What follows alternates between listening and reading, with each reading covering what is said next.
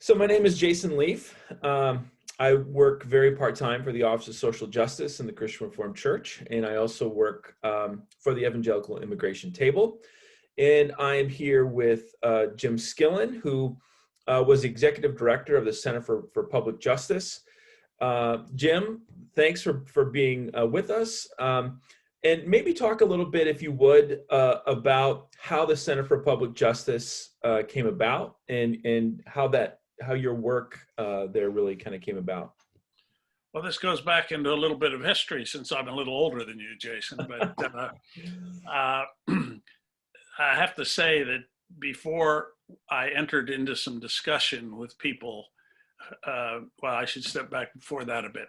When I was in college and went to seminary, I had no interest in, no really attention to political life. I was preoccupied with other things. And when I went to grad school at Duke University, and I realized how little I understood about much of the political culture, I majored there in political philosophy, international relations, because I was interested in world politics. I wanted to learn something about it, let's put it that way. It's when I was finishing up there that some people I knew from seminary days who were beginning discussions of a Christian political civic organization. And they asked me, since I was studying that, if I'd participate with them. And I said, sure, but keep in mind that I've had no political involvement. I don't know much about that. Well, it turned out that was the first time when I started those discussions with them that I myself had asked the question, what does it mean to be a citizen? I was married. We had our first child when I was finishing grad school. I had thought a lot about what does it mean to be married? What does it mean to have a family? How do you work your way through college? A little bit about earning and money.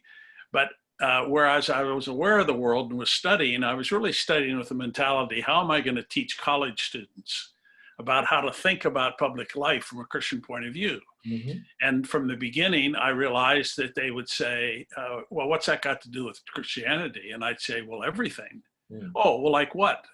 And I'd say, well, I don't have much of a clue. So it'd be a very short course. Anyway, so at that point, I'm asking myself, and having raised a number of serious questions and learned a lot during the study time, what does it mean to be a citizen? Well, I think the context in which I entered this discussion was that there was quite a bit of confusion, as there is today. I think more confusion then than now, perhaps, but less dogmatic and less divisive. Mm-hmm. And that is, well, Christianity doesn't have anything to do with politics, or, well, we should vote for good people, mm-hmm. or, well, aren't there some important issues? And at the time, well, this got started in the late 60s, early 70s. At the time, what was floating was, of course, against the backdrop of the civil rights movement, the Vietnam War, the abortion decision, Roe v. Wade. Those things were coming up, and that's what people really wanted to come to grips with. Some of them wanted to start a political party right away. Others said, well, no, we should, you get the picture. Yeah, yeah. And as some of us struggled at it, in fact, a first iteration before I got much involved was called the National Association for Christian Political Action. Mm. And a few of us, as we got into the debate, said, everything about that title's wrong. It's going to come across as an interest group that's there to try to work for the benefit of Christians. And that can't possibly be what we're for. But anyway, long discussions led us to say, we ought to name the organization so that what it's about is the norm or the standard of what should government and civic life be about. So that came to the Association for Public Justice and then the Center for Public Justice. The other thing about it was that for many people, it's Christianity or my life, my Christian responsibility, and government. To talk about citizenship and civic responsibility is not typical. That's not generally what people think of when they're thinking politics.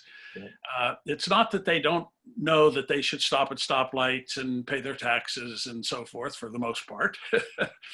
But there's more to it than that. You just can't show up at a polling booth every 4 years or every 2 years.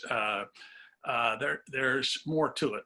Yeah. So what we end up coming with, and this is kind of the conclusion of how I got involved, and became more and more involved because I was kind of a strategic thinker. I didn't know that that's what I was, but others said it. I'm trying to think, how do we get from here to there? And we got to dispel a whole bunch of illusion, and we have to learn something ourselves because we don't have a clear idea. So what's going to be a Christian framework for thinking about that? And so I was asked then to take on the responsibility of getting things set up. I was teaching at Dordt College there in Northwest Iowa for a while. And it was from there that I then went to Washington to help set up the first office. Yeah. But it was really a combination. I mean, many people would call it a think tank or even a philosophy club. It wasn't that at all. But we were just asking very serious questions. What's legitimate and not about the Constitution? Yeah. What's good and bad about it? What's government's task? What's the citizens' task? What's a republic? What's a political community? Yeah. You just can't jump in ignoring all of that or assuming that there's just some issues that you got to deal with, or just hoping it'll go away and you're happy to have fewer taxes or solving this problem or that problem. Yeah. No, that's great. And it kind of leads into my first kind of question here, because I think we're living at a time when in some of the work that I do on immigration, I get a lot of responses from people in the church that says, oh, we don't want to be political. We don't want to be political. All right. And it seems like politics has increasingly seen in the Christian community as kind of a necessary evil. How do we move in the Christian community? How do we begin talking about politics as a creational good that seeks the thing you're talking about, human flourishing, and not just a necessary evil? Well, the main thing I found in all the years working with that, because I talked hundreds of times in somebody's living room, talking with a group in church basements and everywhere, and always some of the same questions would come up. And we have inherited this tradition that really goes back to Augustine, and then it was secularized in Locke, which is that we are not by nature political creatures. We are really free people who then, through economic means, we acquire property.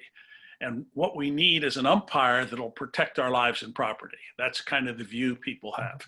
And Augustine himself saw that neither government nor private property was by nature, by creation.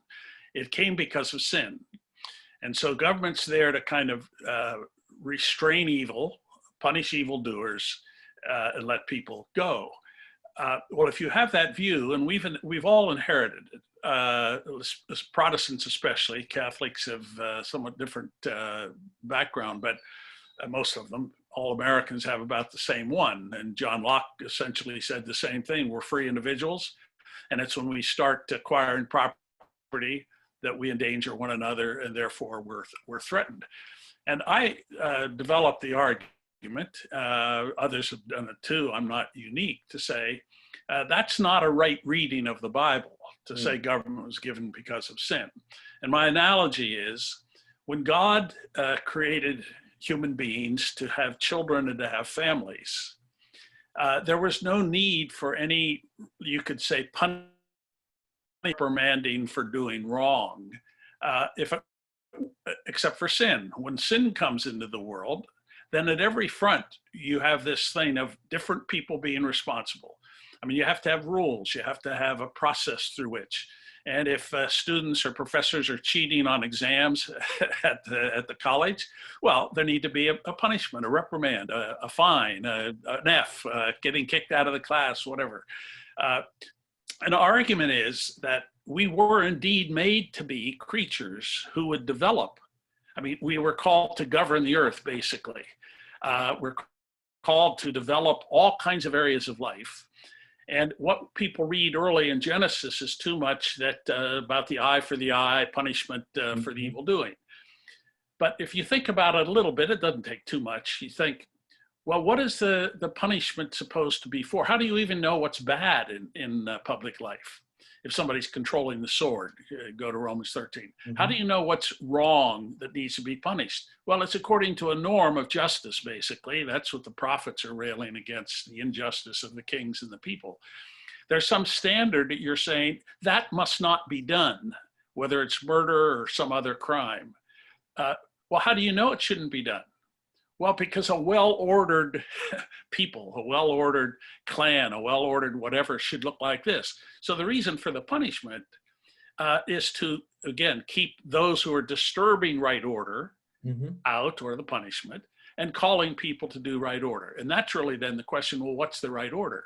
Yeah. God didn't create parents, first of all, to reprimand bad kids. As if the kids are there, they're doing messed up things, and you need somebody to slap them down. No, they have a job to do. Well, then the further thing, and this is the larger biblical picture, if you ask, how is it that we basically have understood God in relationship to us? According to the Revelation, how's it come through? Well, God takes Israel as a family, as his people, frequently refers to them as his bride, or criticizes adultery when talking about political retreat from loving God. God's the vineyard keeper. He's the right ordering judge, the lawmaker. There's all these images. He's the teacher, the rabbi of the people. Okay, now let's say we assume for a moment that government was given only because of sin. Well, then when we look to what the fulfillment of all things will be when the kingdom of God is established in its fullness, well, first of all, we won't be talking about a kingdom being established because there will be no political language. It'll be irrelevant. What there will be is the great banquet feast, the great wedding celebration, the gathering of the family, the great family reunion. The learners, the students who are disciples of Christ will be gathering at the feet of Master Rabbi Jesus and learning more. That's all the images that there would be. Everything that's human that we think of is natural to us. But in fact, what's Revelation? What are some of the greatest passages in Isaiah about? Well, it's not just that. It's that Christ is the King. He's the fulfillment of the kingdom. There will be no need, there will be no injustice. So there's going to be no need for reprimand, for punishment. Tears and crying, that's going to be gone. But what's there going to be? Well, of course, there's going to be a great marriage. There's going to be the great family gathering. There's going to be great banquet feast and many more things you can imagine. But it's going to be in a well-ordered kingdom, and the kings of the earth will bring their riches into it. So if you see it that way biblically, then we are forced as Christians to say, well, what now should our civic responsibility be? And if you just say, well, I like government, I don't want it, I want fewer taxes or less, well, why? How do you judge that that's a good thing? So I would say, although most people can't quite buy this, if you think about it, our civic responsibility, as is important to us, granted in a larger body, and that's why you need smaller groups and organizations to help do educating and organizing. That's as crucial and important a way of we are living with our neighbors to show love and care. Justice is part of that to our neighbors. Neighbors that will never meet. 99.9% of all your neighbors in your civic neighbors, your neighbors-in-law, let's put it that way, in the United States, you're never going to meet. You're not going to have coffee with them. They're not going to be your brothers and sisters, but they're your neighbors-in-law. Okay, and if that's the case, our civic responsibility, whether we're encouraging justice or not, is as important as our family lives, as our farming, as our businesses, as our education, as our hospital care. So if we begin to see that's part of our clothing, that's one of the hats we have to wear, then my conclusion to that is it's therefore illegitimate for us to think when it comes to politics only of what's it going to do for my business? What's it going to do for my bank account? What's it going to do for my family? Those are where you're wearing your family hat, your business hat. Those are legitimate hats to wear. But when we're coming to the political arena, we're wearing our civic cap. We should be asking what is just for the whole community. Well, and that makes a ton of sense. And I think in some ways we can look at how right now in our political situation, we've become so polarized that it seems almost impossible to ask those questions or difficult to ask those questions. So I guess to follow up on that, my question would be, how does the Christian community resist falling into these political ideologies that have so polarized us right now at this political moment? Well, it's different in different places in different countries, but in the United States, and this is what I've done a lot of work on in the last couple decades, what's clear to me, just a couple touchstones here. What emerged early in the American founding was a degree of antipathy to government. That is, the king was the bad guy, and the parliament too was doing us in with taxation without representation. And the colonies wanted freedom from that. The colonies didn't want, I mean, there was no real call for a new political community of a people in a nation. It was the colonies, which would be the new states, wanted freedom. Okay, what they set up was an unusual constitution where the power is put up from below rather than put down from a monarch, let's say. And what they did is they established the republic as a community of states, and the states would be the real polities, the political communities making their own laws. But those states needed two things. They needed and they figured this out in the war, the revolution leading up to it. The states needed a federal government, a government for the states, that would protect, that's the military defense. The second one was to govern, to regulate interstate commerce. That's basically all the federal government was given. I'm not going to go further with that except to say that was the kind of view of government. At the same time, what emerged at the time, and Mark Knoll and other historians show this going back to the way in which Christianity and republicanism was joined, which was very unusual, is we had a view that depends on the covenantal myth of the exodus from England of the Puritans to come and have their colony, and so they come to a new promised land, and they covenant with God and so forth. That never finally worked out fully in New England, but that vision, that idea of a new Israel, of a new people, of a God-chosen nation, saturated the whole republic gradually. And what it gave birth to was an ideal of a nation of freedom, a nation of what we want. And so what's happened down through American history is the love of nation and the suspicion, if not distaste for government, went hand in hand. And it's a very odd combo because most people think of them as one and the same. Or if you're going to talk about politics, you're talking about government, or you're talking about America and what's it going to do, who saves America.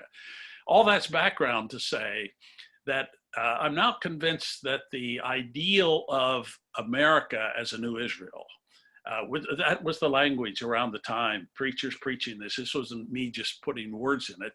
The new nation, there were different words to it, a new people, a chosen people, etc.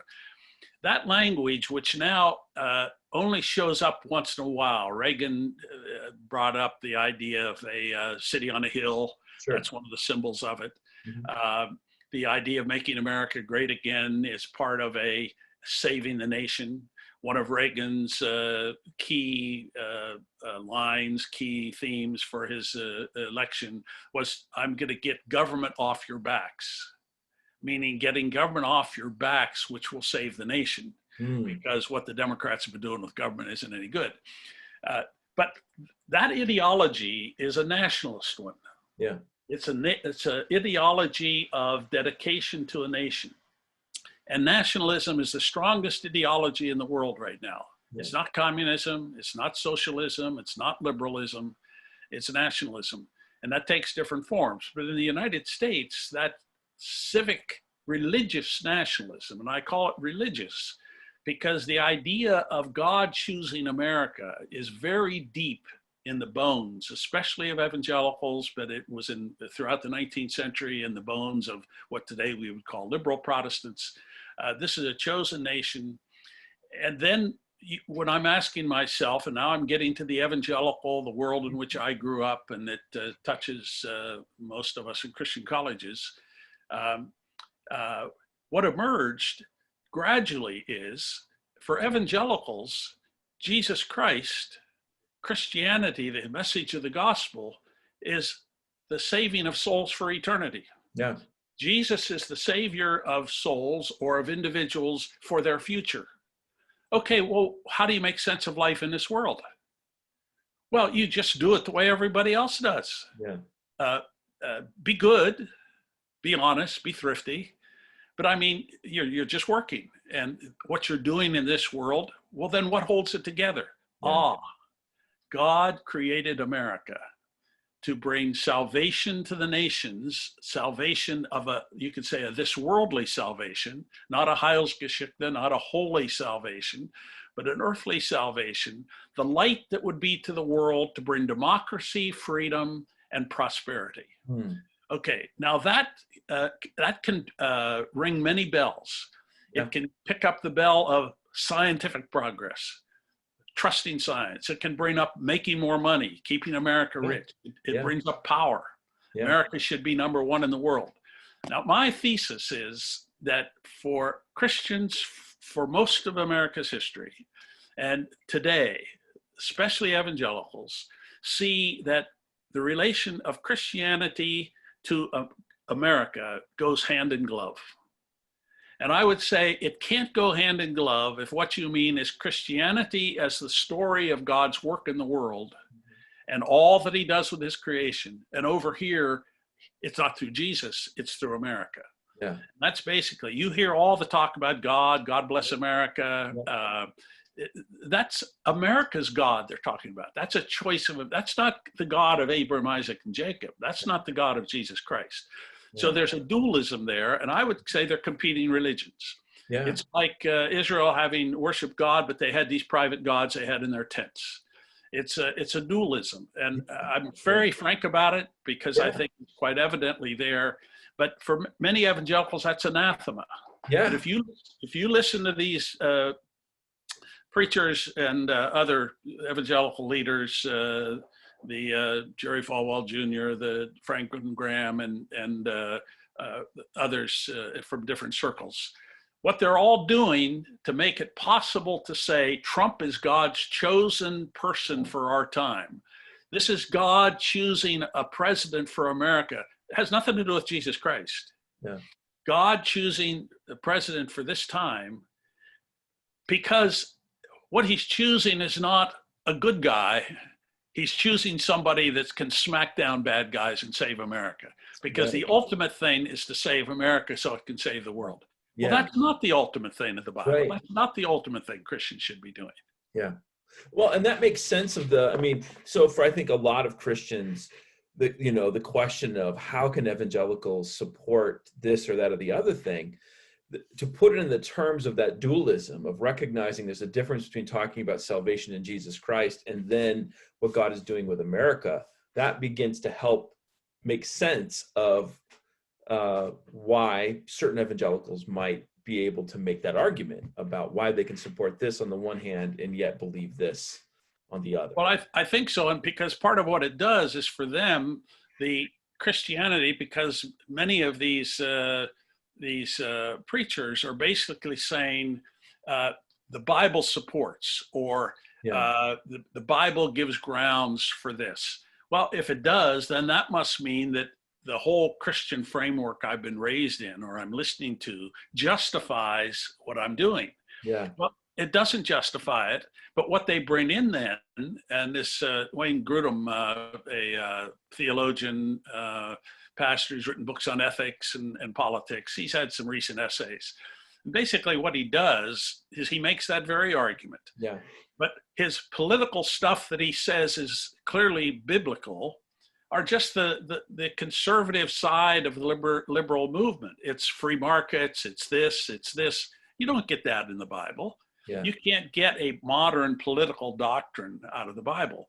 but then it's justified by this person doesn't then have to be owning up to the criteria of somebody else. Yeah. And my argument would be, look, a person who's going to be the governor doesn't own up to the criteria of being a qualified professor, doesn't own up to the criteria of being an outstanding businessman, doesn't own up to the criteria. That's not the nature of the job. Right. But then you have to ask, what's the nature of the job? The nature of a parent, the nature of a professor, the nature of a business person is not to try to organize justice for the world.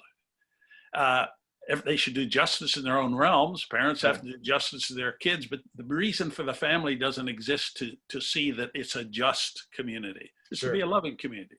But government, that's exactly what it's called to do. Yeah, You're not there to manufacture widgets. You're not there to raise kids. You're not there to teach everybody. It's not a totalitarian community.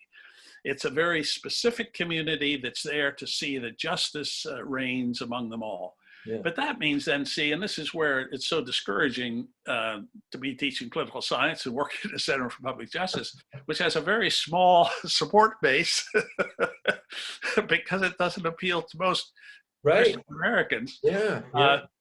You're calling for a new way of thinking. Yeah. But everyone almost in that circle who hears me now said, well, there he is going off the slippery socialist or liberal. Yeah. Right. That's the only criteria they have. Liberal capitalism, socialism. Freedom, domination of government. Yeah. Religious freedom, or as some on the right are now, the stealing of your faith, the disallowing. Yeah. It's just not the criteria we've got to use as Christians. No. I appreciate that. And I agree with that. In some of my conversations too, it's always about how do we step outside of our ideological silos and begin to ask questions about what it means to be Christian and to live as a Christian, human flourishing.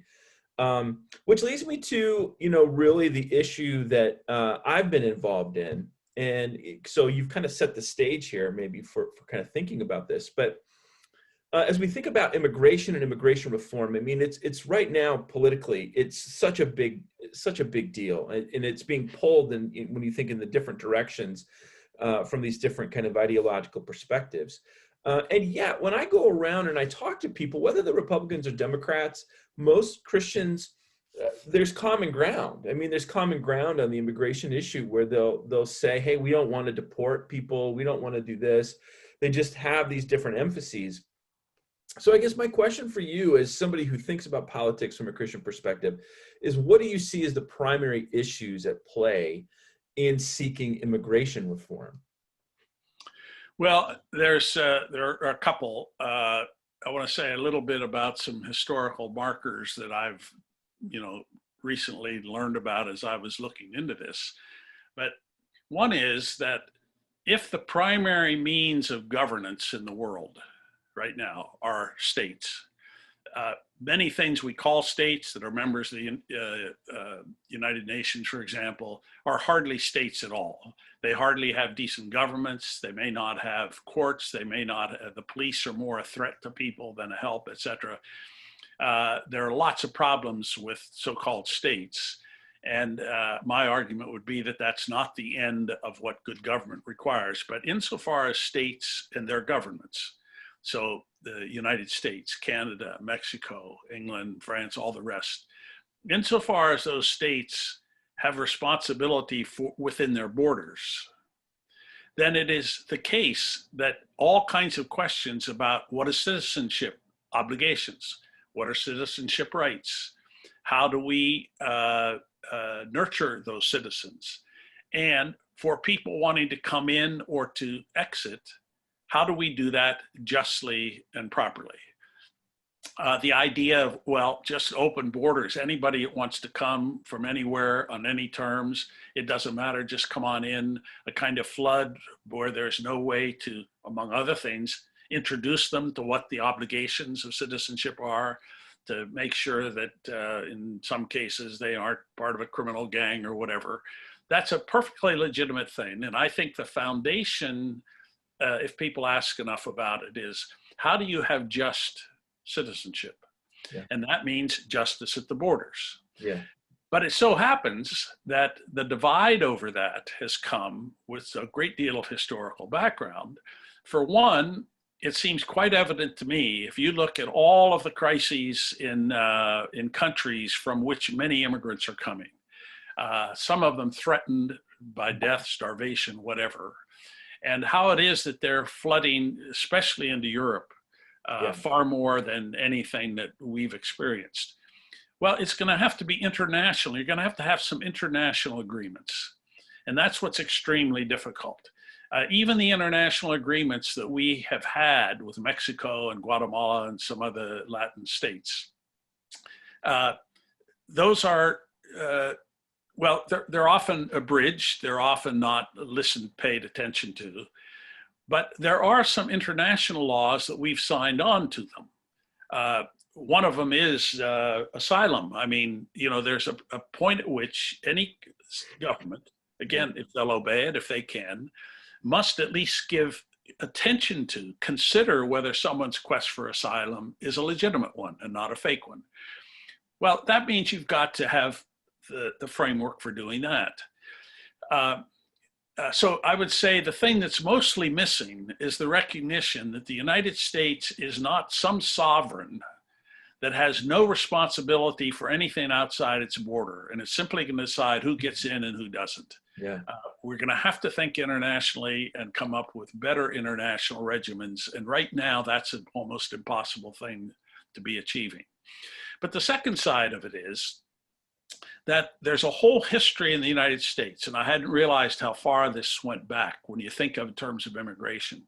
First of all, for, well, almost till the 1880s, and there's some qualifications to that, there really was no immigration law. I mean, it was a very limited thing, and anybody who wanted to come came, and they came in. Well, first of all, there was plenty of room. The Westward O had hardly begun in the early stages, and almost all of them were Northern Europeans. Yeah. So which is what was here. So land of immigrants, be happy with it.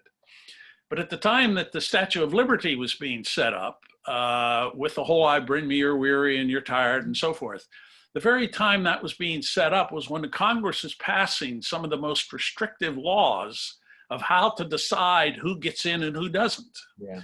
And that's against the backdrop that it wasn't really until, I think it was the 1850s, maybe it started with 1850s to 80s, is when so many Chinese workers were coming in to build railroads. And that was the beginning of the anti-immigrant movements, anti-Chinese, the first laws. And then thereafter, what came were these different stages at which, and then I think the southern border came important in the early part of the 20th century and then on. But most of the really serious, well, there was an important law passed in the 1920s. I have it here in a piece of paper, but I won't take time to look at it, which set up an immigration limitation. And it began to get to what we now would call quotas for different countries. Right. Okay, it was really an attempt to harden in law what had been the status quo, namely, the quotas will be easy on Northern Europeans, and tough on people who aren't really like us. Yeah, that's right. Now, and that's who like us fits right in with the American civil religion that I'm talking about. That's right. That's right. The civil religion of what I would call the rights, the older white Anglo-Saxon Protestant kind of WASP civil religion ideology. Yeah, is that God gave this country, see, to the Puritan types that came from Northern Europe. Right. Slavery, well, that doesn't enter our picture because they're just here to do the work so we can be the proud nation we are. And then other people that come in, Chinese, well, good, we like their labor, but man, they stink or they might bring disease. That idea of the threat of disease bringing is very, very old. Right. All these things that you hear today, some of them are as old as the hills. Yes. But then I think the real crisis of started, 20, 30 years ago was business particularly agriculture, and then as it grew, the meatpacking companies, they needed these workers. They would bring in these farm hands from Latin America to work in the vegetable farms and out in the West. And they wanted them they'd give contracts to them. Well, the more they grew, the more citizens say, we don't want them. And then the more of them that were not, were illegal immigrants, meaning they weren't here to stay. Most of them came and went back. Okay, they're coming now, they're staying. People become aware we're being swamped by these people who aren't real Americans, not really like us. And so that was where they blocked the border, you know, and so and furthermore, the farm people who were hiring these were themselves not trying to pay attention to immigration law. They wanted the workers. Workers, yeah. Where the prosecutors, where the guards of these people worked at, was finding out if they have citizenship and deporting them. It was not to tell the businesses, you can't hire these people. If you can't hire them, then they're not going to come. You put the pressure on all the different pressure points. Right. That wasn't done. So it grew, and then therefore it became, and that got during this time of ideological hardening, the left and the right. The right said, we don't want them to come anymore. You got to seal the border. And then we'll talk about what to do about all the illegal immigrants that are been here for, 11, 12, 13 million of them, especially the children. We'll talk about that later. Yeah. And of course, many in the Democratic side said, well, no, we got to handle this right now. I mean, this is before us. And then, of course, we need to do both at the same time. Yeah. So the idea of comprehensive immigration reform, which became very strong in the years that I was there with the Center in Washington, the Center for Public Justice, it basically was a toy that got played with all these sides. Yeah. And and yet the framework for a comprehensive thing was developed. Yeah. And Obama and Boehner almost had completed this. Some say behind the scenes, they had agreed on what it would be and they were going to do it. But Boehner couldn't get the Tea Party right-wingers to go along. Right. So that failed. Yeah. Anyway, so that's the immediate crisis. But then as it gets this ideological turn, and then Trump has been the worst in making it vicious and using it politically to stir up this whole anti-immigrant feeling, which is itself very, very deep. And many of the slogans that they've used, many of the acts they've used go way back. Yeah. Furthermore, as many people don't know, during the Obama administration, far more people were deported than during the Trump administration. Oh, that's right. But it was generally done. I mean, they were trying to set up the framework within which you could have a comprehensive thing. Yep. And they were quietly, relatively, because most people don't know that, finding those who were illegally there and finding a way to deport them with some kind of decency, not beating them over the head and stealing their children from them, but moving them out. So, but that goes way, way back to all of these different movements where how do we keep people out that aren't like us? That aren't like us. That's right. Trump's overtness of don't let the Muslims in, those dirty scoundrel, rapist, thieves, killers from the South, all this ridiculous language, it just causes huge offense. And I think one of the big challenges for Biden, who I think is going to be elected, and that administration, is there's so much brokenness around on all kinds of every issue to try to restore just a kind of respect for government and order and language and the way a president behaves. That's going to be enough. But what's going to have to happen on this is some kind of comprehensive form where you figure out, especially these children, the DACA kids, how they stay here, how they get this road to citizenship, and that's a piece of it. But at the same time, do these other things. You don't need to build walls.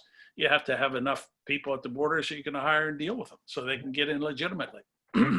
No, and it's interesting because in the work that I've been doing and talking with Republicans and Democrats, but mostly Republicans, is you hear that difference, that ideological difference Yep. of we need border security first, secure the borders, and then we'll deal with the people who are here. And then on the other side, you get the exact opposite. And there are ways of thinking about immigration reform that do try to deal with both at the same time. And the political football issue. The DACA recipients that I know are frustrated because, when the Supreme Court was taking up the DACA issue, everybody's attention was on DACA. And once the decision was made, now nobody wants to talk about DACA, and they're still left in limbo.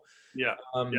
And so I guess, as a kind of concluding kind of question to all of this, and what laying out all of that history, I think is so helpful in placing the rhetoric and the ideology and things that are going on now within, I think, a context that gives it, helps us understand kind of how deep this goes. But maybe to end with some practical steps, like what do you see for Christian communities, for Christians who want to take politics, justice, and immigration reform seriously? What do you see as just one or two practical steps that Christians can begin taking to seek kind of this comprehensive immigration reform? Well, there are several things that happens at different locations. I would hope that Christians, let's say, who mostly gather when they're gathering for church, would say, some of us, how many of you are interested in this immigration reform question? And find some other neighbors, depending on the size of your town and city and how you know them and what other networks you have.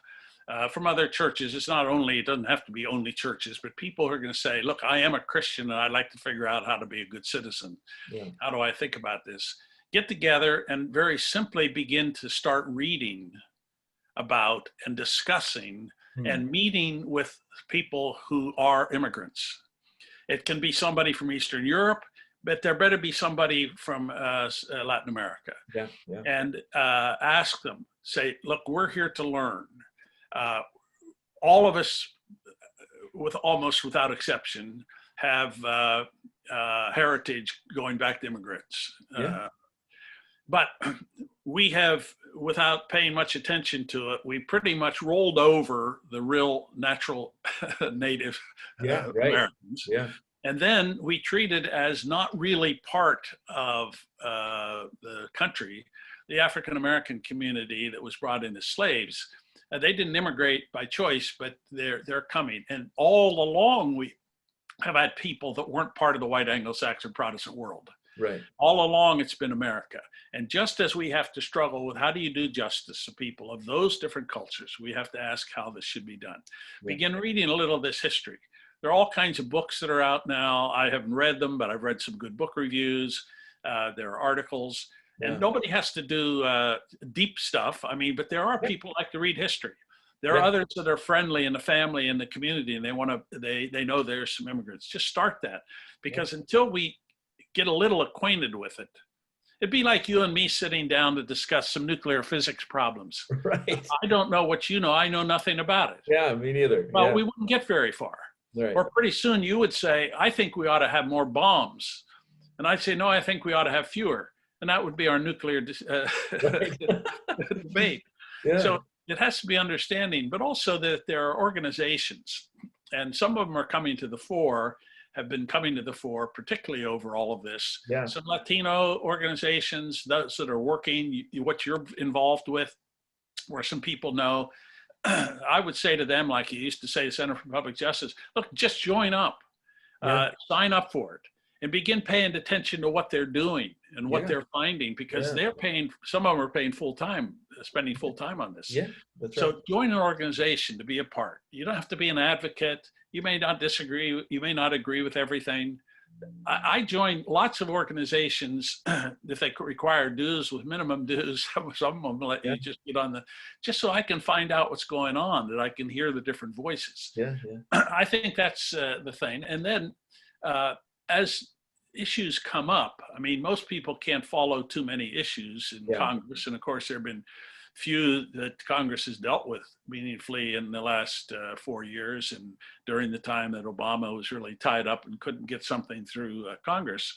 And not everything that they would have done, or not anything that might have gotten through now, is worthwhile. But as issues come up, it has to be more than the abortion, the same-sex marriage questions, and America supporting Israel.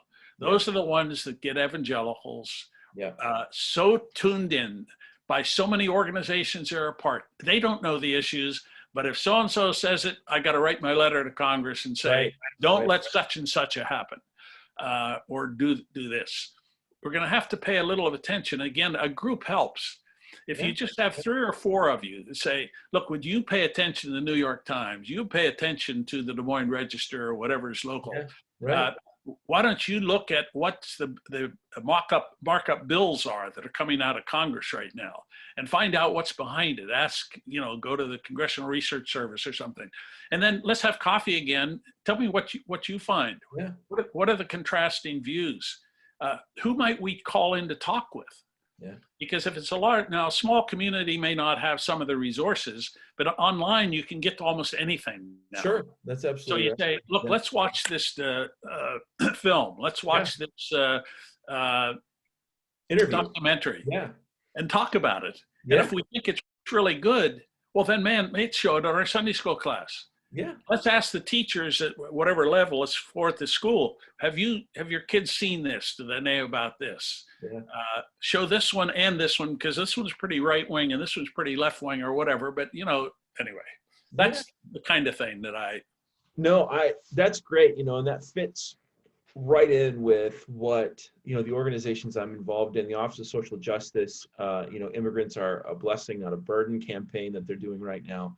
And part of that is to be able to read a book by Karen Gonzalez, the God Who Sees, kind of talking about her journey as she comes as an immigrant to this country, and to learn. Stories like that are often the best way into anything.